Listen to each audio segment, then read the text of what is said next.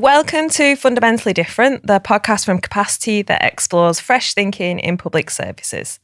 In today's episode, we're shining a light on co-production, a powerful way of working that brings together professionals and young people with lived experience to design better care services together.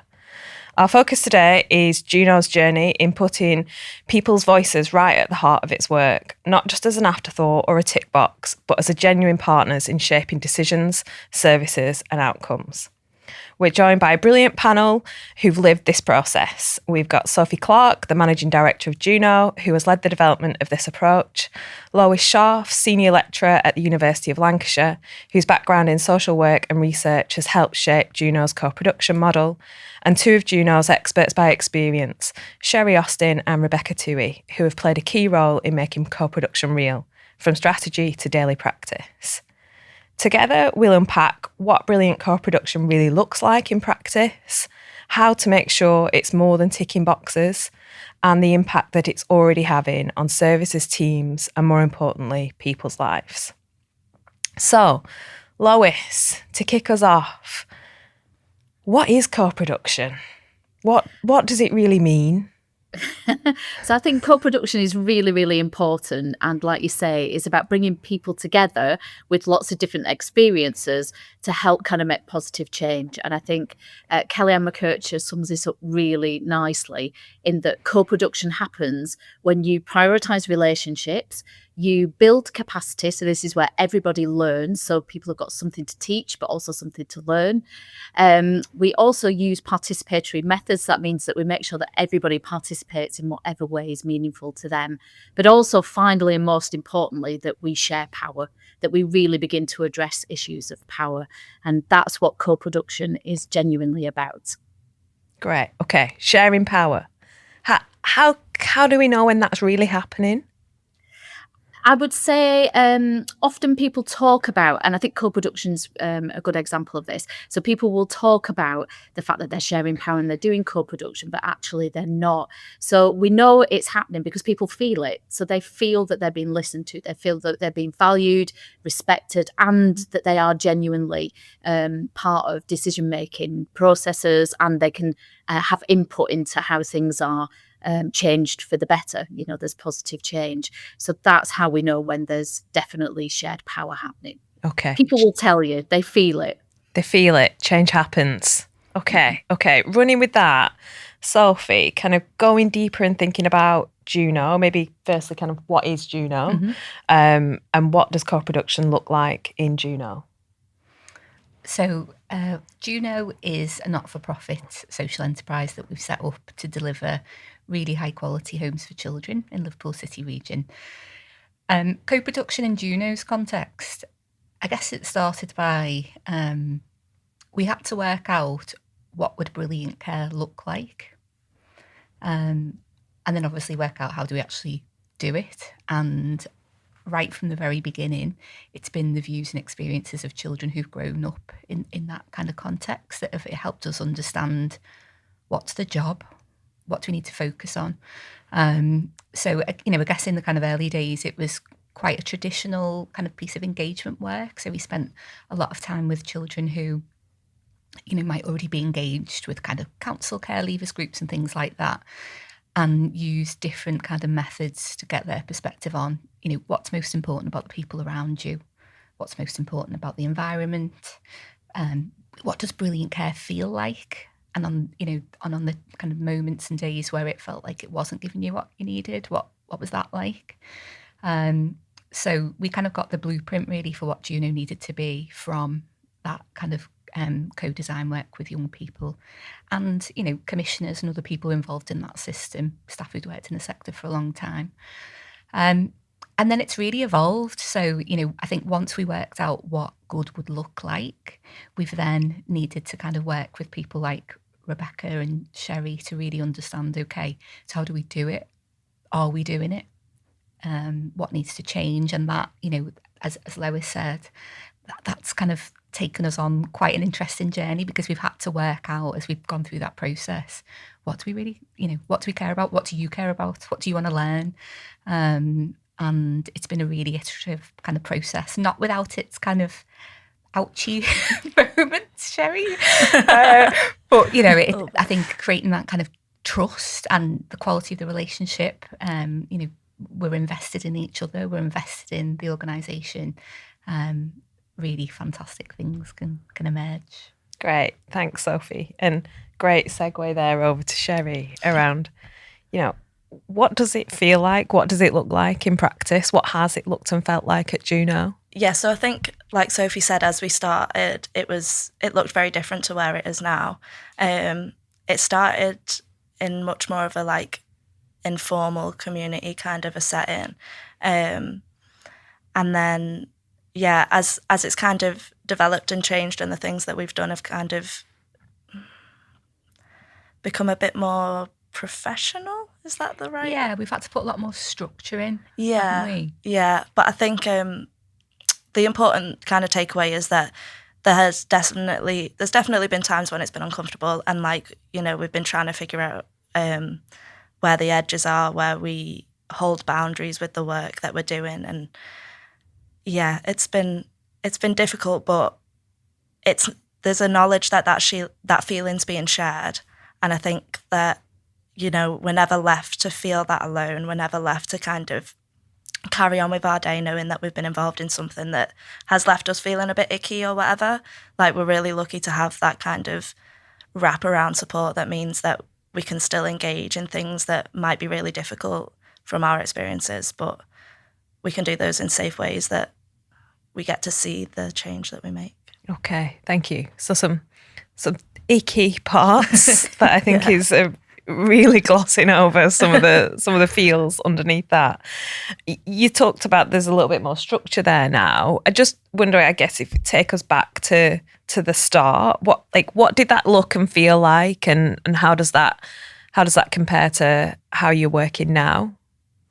I think it was a lot of getting to know each other, and kind of getting to know Juno as well. And obviously, like, because we've been involved like for a long time, and people with lived experience have been involved for a long time. What sort of things did you do?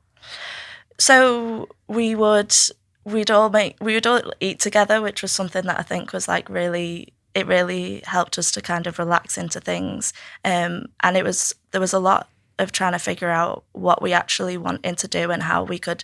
So like Sophie said, making sure that we have amazing people supporting our children. It's like, okay, well, how do we make sure that people with lived experience can be a part of that and influence the people that are going to be working in the homes, and make sure that it feels right. And then obviously that involves recruitment, and then making sure that we're doing recruitment properly. So it's like, and kind of like how Lois said, we're all learning from each other, and it feels like we're all learning from each other.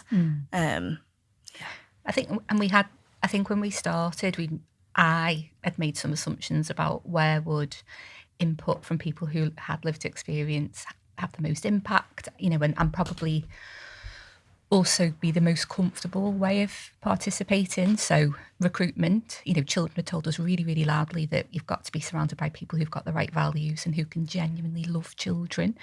You know, the kind of perceptive nature of people who've, you know, grown up in a system where they've had to be really aware of what's playing out around them, like the superpowers of this team to kind of spot brilliant people and question people's motivations for working with children, for example. That recruitment work felt really straightforward. However, in doing that together, you know, just kind of sitting on an interview panel and feeding back, it wasn't enough. And there was some frustration, I think, from members of the team who were involved in that work about, yeah, but what's the kind of pre-application process looking like? And, you know, how are we inducting these staff? You know, so it kind of evolved, I think, kind of where the experts by experience wanted to have input. You know, and I think the kind of strategy side of things, you know, some of the kind of people who were involved in the early team were really interested in like the home environment and those things that you can kind of see and feel. But, you know, I could see, you know, particularly say with Sherry, actually the kind of the desire to influence was at that strategic level. Like, how are we doing this? Who are our partners that we're working with? What's our kind of responsibility for these young people as they're leaving our homes? And I think, that's where being really open with each other about, yeah, okay, this is okay, but I feel I could do more here, providing there's the context created for me to do that. It's been really, it's been great. Okay, so I guess Can I jump in? jump away. All right. I think what Sherry and Sophie are talking about, which I think highlights how well they're doing it, is the messiness. So co-production is messy, it's difficult, it's challenging, and I think people feel they really want to do it because they know the value of it. But then actually, to start the process, people like structure, and I think Sophie, you're really honest about this, that you had these ideas, but then actually when the process started, it kind of changed. And like you say, Sherry, you're all learning from one another. I'm certainly learned masses from working with you all. And I think it's that. I think you've got to be able to embrace the messy, but also kind of sit with that uncomfortableness and that uncertainty about where this is going to go. And it does get really difficult and challenging, but it's kind of that, actually, if you really believe in it, can you stick with it? And I think everybody at Juno is a really good example of kind of that learning process and that continual learning and what they're gaining from that. Yeah, thanks, Lois. That ambiguity that you've talked about, and I guess felt, maybe that structure feels like trying to organise some of that as you were a little bit clearer around roles and responsibilities and things like that. But Sophie, you were, as well as wanting to embed co-production, you were also like creating a new thing. So there was like lots of ambiguity playing out. And I guess, to Lois's point, a lot of people are on board with the idea of co-production. They know that it's the right thing. The thing that stops them is the how. How do I do this? And so I imagine people listening really want to get under the bonnet around, okay, so talk to me about the first few months, like what was the how there, and how did that inform the next how? And there isn't something that you can lift and shift into other areas, but I think like what you talked about is being comfortable with that uncertainty, not really knowing where or what the next how might be, but spiritually, I can feel the vibes between all of you that, this is really important, and we're not quite sure how we're going to get there or what we're going to do next, but kind of we trust that we're going to make the right calls along the way. So I just wonder if, maybe to Sophie first, like what was some of the early hows? Like how has that changed more recently? And then maybe Rebecca and Sherry, I can come to you. But Sophie, kick us off. I think the biggest... It needs time, and I'll be dead honest. I think the thing that I find hardest about my job is being so far removed from the day to day. Like if I had a magic wand, I'd work in our children's home, and I think working with this amazing team for whom this is incredibly real. It's the closest thing to it, and I found it so motivating, and I've learned so much. So, when you're busy and you're trying to start a new thing, it could easily be perceived as like a nice to do, but actually I would say, like, if you're trying to develop an organisation with the right kind of values and ethics, this should be where you're prioritising your time. It's a complete winner. But so, I think we invested a lot of time. What did that look like in kind of practical terms? We spent an evening together every month. There's a lot of communication in between. Obviously, all the kind of actual activities that we were doing together, home design, work on the evaluation project, for example. I think communication is really, really important, particularly, setting the context for what we're going to try and do together. Being really clear about the bits that we don't know. Yeah. We're going to try this, but I'm not sure if this will work. And being really clear after each session, like that kind of check-in, how are we doing? Anything we need to go back to? Anything you feel you didn't get time to raise? Or so I think that communication's been really important. Making sure there's kind of adequate support around the team. As Sherry touched on, I don't underestimate the kind of emotional impact that being, close to children's social care can have for some of our experts by experience. And, I think as an organisation, you've got a responsibility to put the right support in place, whether that's kind of therapeutic input or making sure we've got a nice dinner, we're going to a gig, all of those things that just help us feel well and looked after. And that kind of constantly committing to that, okay, we'll test this, we'll talk about it, we'll refine it, we'll go again, and not, I think you've got to be open to changing it. Like if you want a neat and tidy project plan where we say, okay, we're going to do this, and then in a year's time it will result in that, you're going to be really disappointed.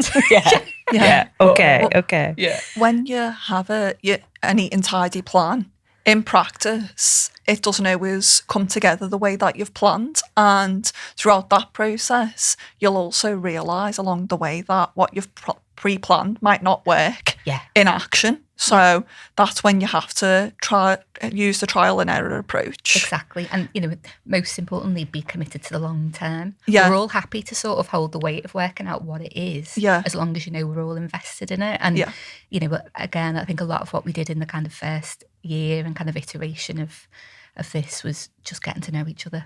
We did shared reading and just other activities so we could build that kind of trust and get to know what you're bothered about.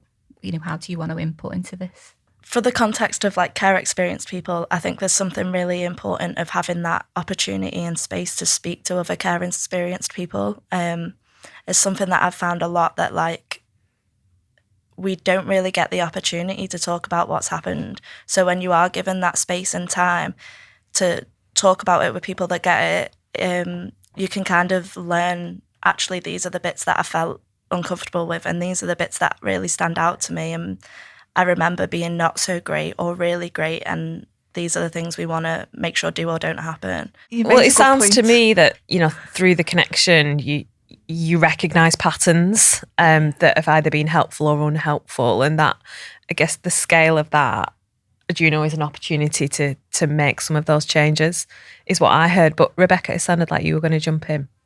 I was listening to Sherry, and I think you made some important points. Along the way, Juno is actively involved with speaking to people who have got care experience. For example, me and Sherry were both care experienced.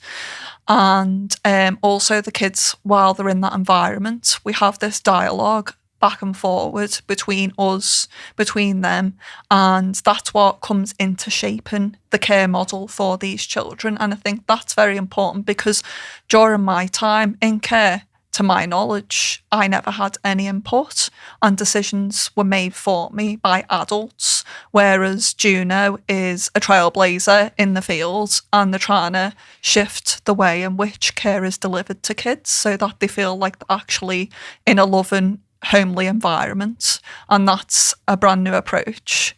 So I think it's very encouraging, and it's important that places and companies and like Juno exist. Yeah, great. And in terms of what that dialogue looked like, I think a gorgeous example is our experts by experience have talked a lot about, are we being ambitious enough for our children? Okay. On the back, I think of some of our own experiences, and we've been to that Ashley John Baptiste event, hadn't we, Sherry? And in his book, he kind of made the point of, why is it only when care experienced young people overachieve that everyone kind of gets excited and starts making plans for uni, etc. Obviously that's kind of grounded in his experience, but we had we did a big piece of work as a team after that, thinking about, okay, how do we make sure that our staff in our homes are having that same kind of obsession with, what do you love? How can we help you move forward? So that's led to the development of what we're calling Dare to Dream plans. And it's not about putting loads of pressure on children to kind of academically achieve, but are we having those really meaningful conversations about, what do you want to be? Where do you want to live? Do you want to travel the world? Yeah, and how are we as people around that young person helping create the conditions for that now, and holding ourselves to account to it. That wouldn't have happened without this team. Yeah. Lois, I can see you kind of itching to come in. Nodding away here, look.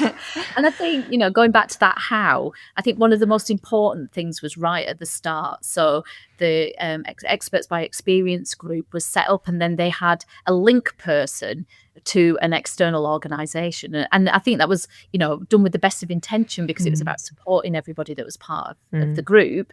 But then what Sophie realised really quickly, and I think this is great, is that the communication then was like, it was like the group would feed back to this person that would feed back to Sophie. And I think, Sophie put her money where her mouth is and just said, right, okay, actually, I'm going to host this group. Let's all get together. And like she said, once a month, they get together, or they were at the start. And I think, that takes, because these are difficult times. That means you've got to hear things that are very difficult. You've got to respond to things that are very difficult. You've got to say things that are very difficult. But that space then really helped build up all the relationships that then the rest of the work is founded on. So I think if anybody's thinking about doing this, they have to follow Sophie's model and be willing to do this. There we go. Yeah, I agree. I like a firm instruction. You have to follow Sophie's model. Coming to Sophie, and you kind of touched on this. My giant's head onto the couch. You kind of touched on this, but what ideas, insights, challenges have taken you in directions you weren't expecting to go? Well, I've got a couple of thoughts in mind. One is, when you start a new thing in the world, it's not, it's bound to have moments where it doesn't work. And the first few months when we opened our first home, it was really, really challenging. We were super ambitious in what we were trying to do, and we didn't get everything right. And as somebody kind of fairly new to this area of work, it was highly attractive to run away. I'll just be honest, but the team and the kind of strength of the relationships we built, I felt a responsibility really to kind of deliver on that. So I think I underestimated ultimately the kind of influence and motivating kind of power that working with Experts by Experience would have. I'm very, very glad of it. I think it's been interesting to look at some of the governance input. And again, I think having an apprentice with lived experience, kind of non-exec, has pushed our strategy. So, I think we're thinking about our responsibility to children kind of not just as they leave our care, but much further into the future, kind of post-25. And I think we've probably got there quicker than we would have done without the input of this team. It's also forced us to ask us kind of quite difficult operational questions. So, Juno was set up really with a focus on looking after children from Liverpool City region. But again, in listening and kind of discussing kind of, lots of children when we started told us that living in your local area is important, and it's really important to retaining those bonds with people that you love and school and things. But actually we've had some pushback from the Experts by Experience around, but that might be the case for all children. And actually for some children, being in quite a different environment is part of how you feel safe. So all the time, it's kind of okay, well, what does that mean for our referral strategy? And what does that mean in terms of, it's really real. Yeah. Okay. It's real.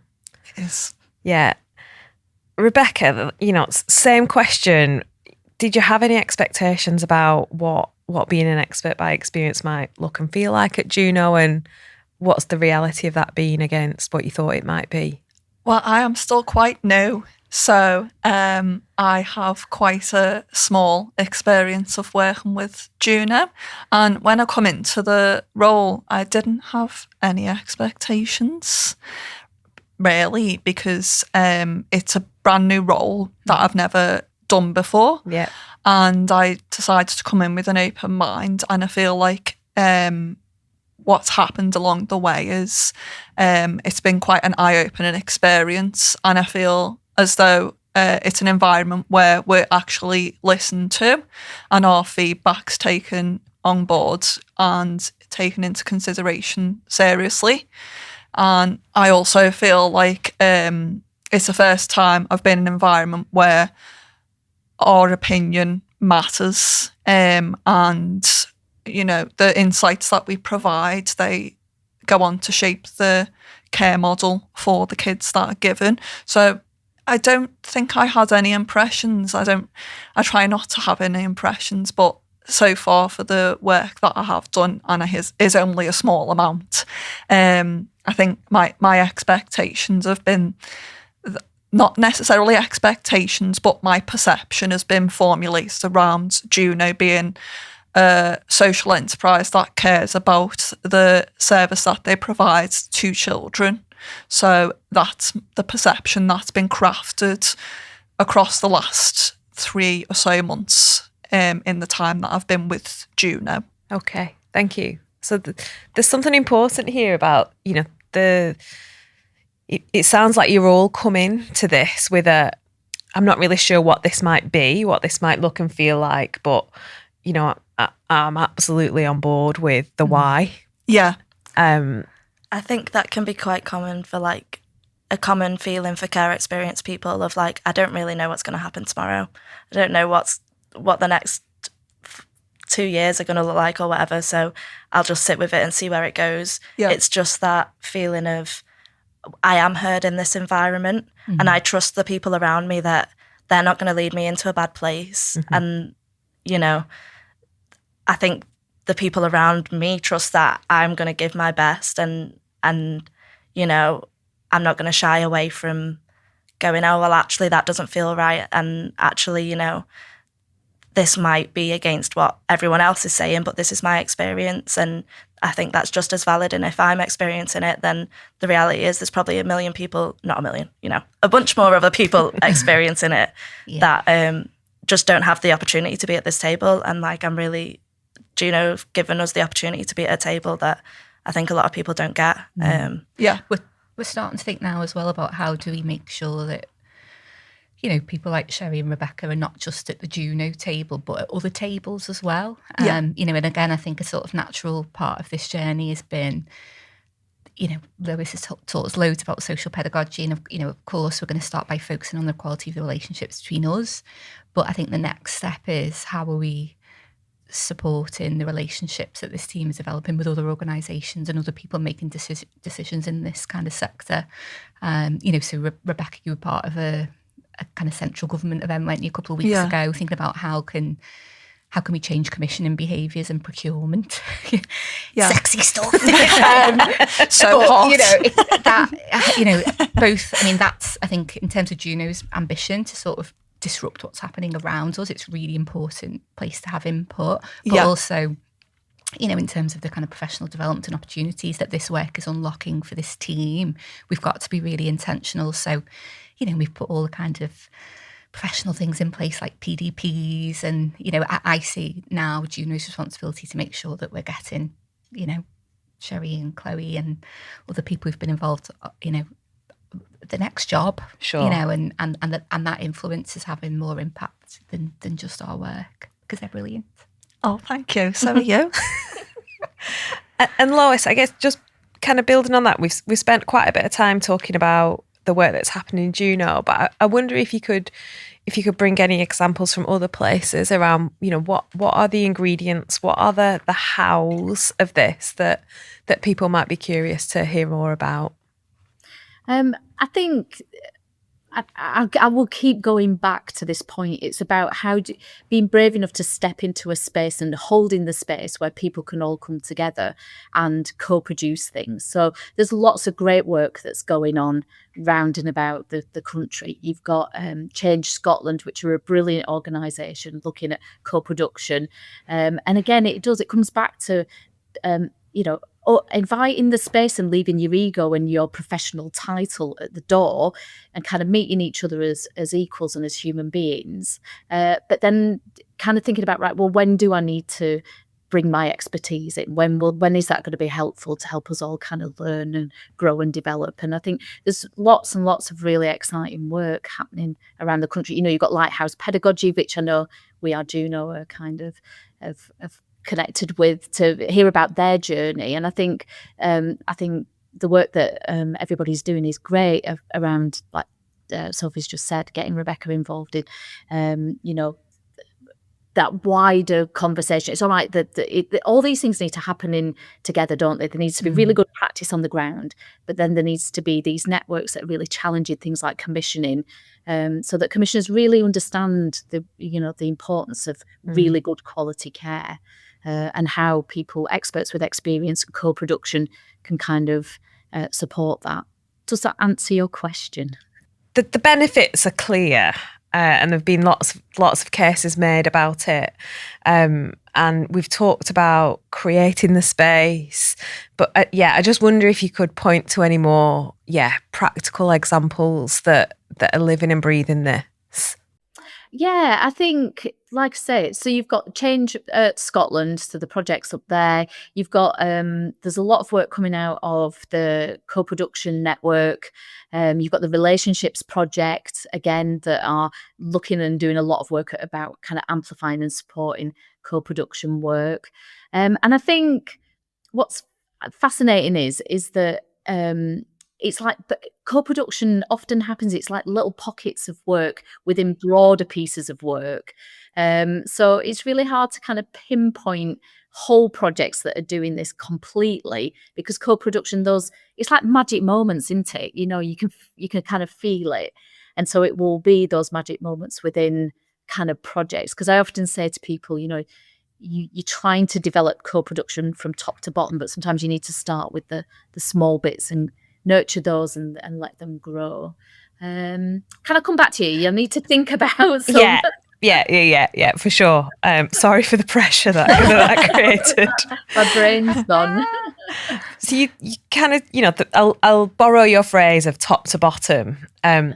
Sophie, I wonder about the middle bit. I wonder about the team at Juno. That are doing the direct delivery work. What impact do you think co-production has had on that team?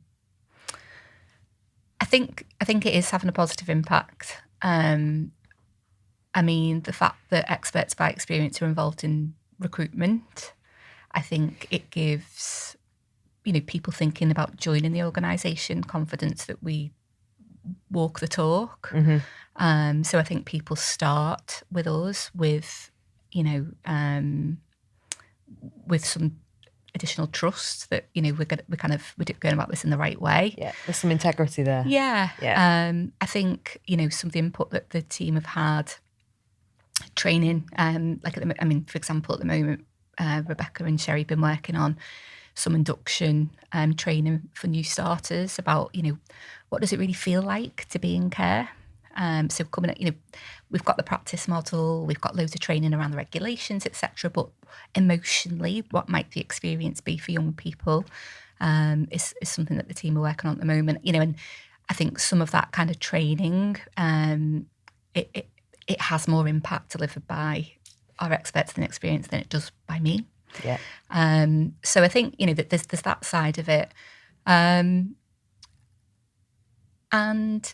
when we've had development days at Juno, kind of every twice a year, and again, I think the exchange of staff will raise ideas, and then this team will take it away. So again, as a real example, how do we help young people arrive in, know a little bit more about who's going to be looking after them?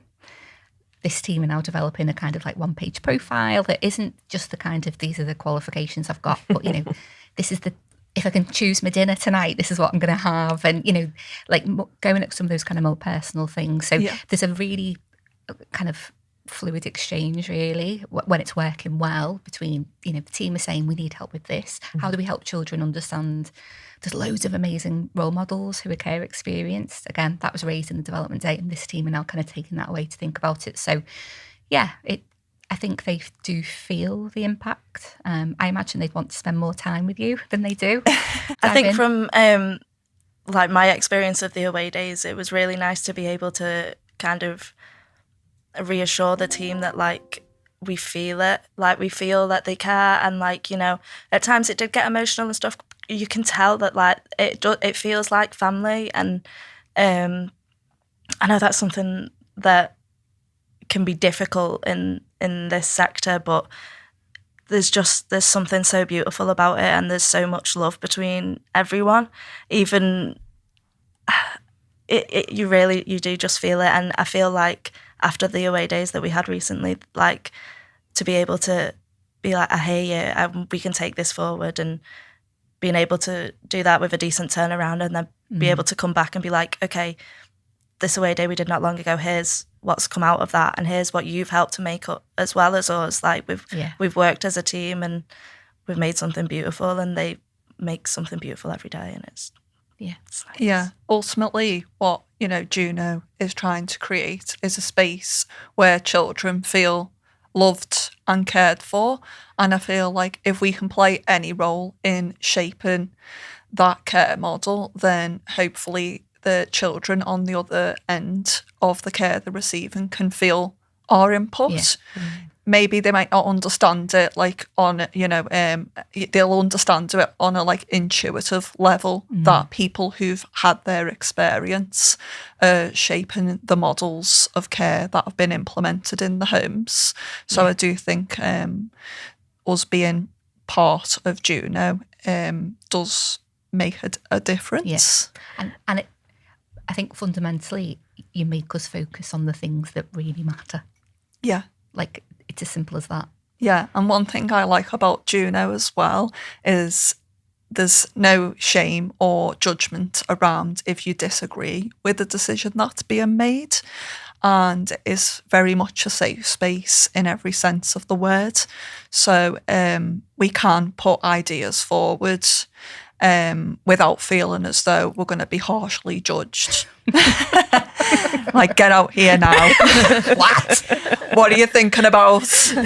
There isn't none of that. There's none of that. So it is very much a safe space, and I think it's been a new experience for me, and I found that refreshing because in other places I've been in, I've never felt as though I've been in a place where I can share my ideas and challenge decisions openly. But I guess weirdly it's needed more structure to get there. Yeah. So, as Sherry said earlier on, it was very informal. When we were, you're kind of volunteers really, weren't you? And, it didn't, how do we make sure that people feel safe to raise something in the room knowing it's not going to leave the room?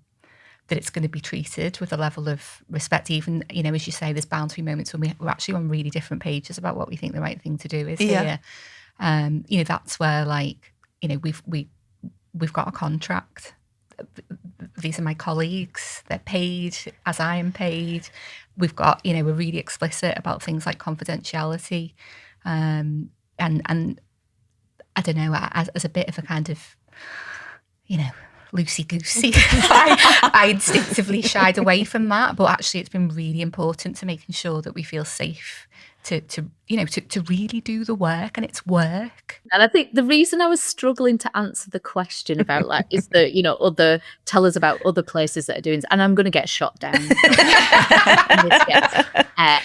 But I think it's few and far between, and that's the point. Yeah. And I think this is why everybody at Juno this is so important. Sophie's just said these are her colleagues, and I think that is the, when you said at the beginning about like, how do you know that there's shared power? Well, it's the language and it's the feeling that people have. And I think that's it. So I think, there's lots of good work going on out there, but I think true co-production, it's, this is what it's about. And so people need to be really reflective and thinking about, all right, we're saying it's co-production, but are we doing it? Are we doing this that these lot are doing? And I guess what I heard then between those few conversations is there's this fuzzy middle space that you're operating in, because on the one hand, you're working in a really highly regulated space that is, there's language around what is the model of care, what are the outcomes that we're driving to achieve, and in the exact same conversation, we're talking about family, we're talking about love, we're talking about a place where it's okay to disagree and there's not going to be any huge consequences.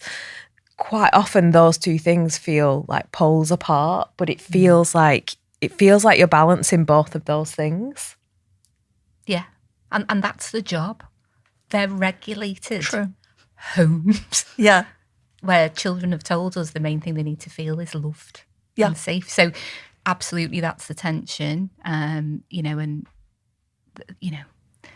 the regulations don't block that, but they require, a lot of kind of energy and creative thought about like how do we get there in the right way. So the regulations don't block that. It felt like there was a but coming. God, what do I not say? I think what Sophie's getting at is that it's about interpretation, isn't it? So it's about how do you see, right? So she's absolutely right. These are and they rightfully need to be regulated because we can see what happens when there's unregulated care, right? And there's a huge issue about that.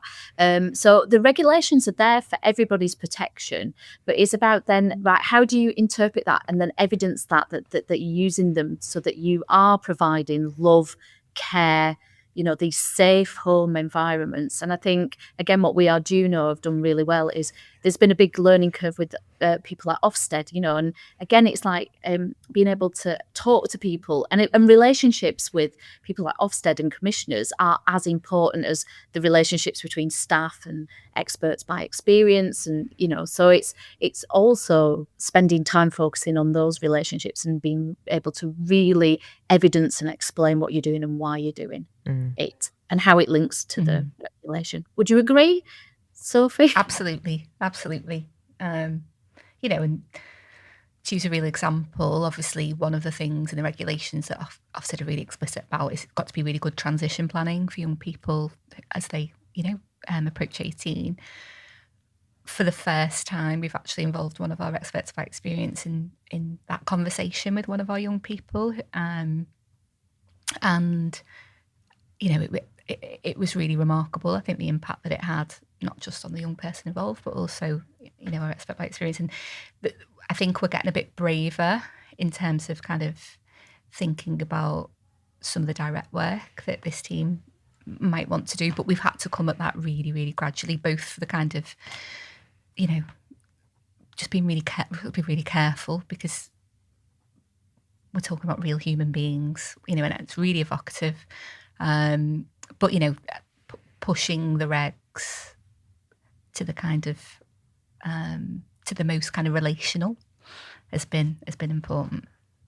Okay. I think what the regulations don't take into consideration are kids' thoughts, feelings and emotion. And that's where the interpretation of the regulations come into play, because then you can interpret them to give that care and support to kids.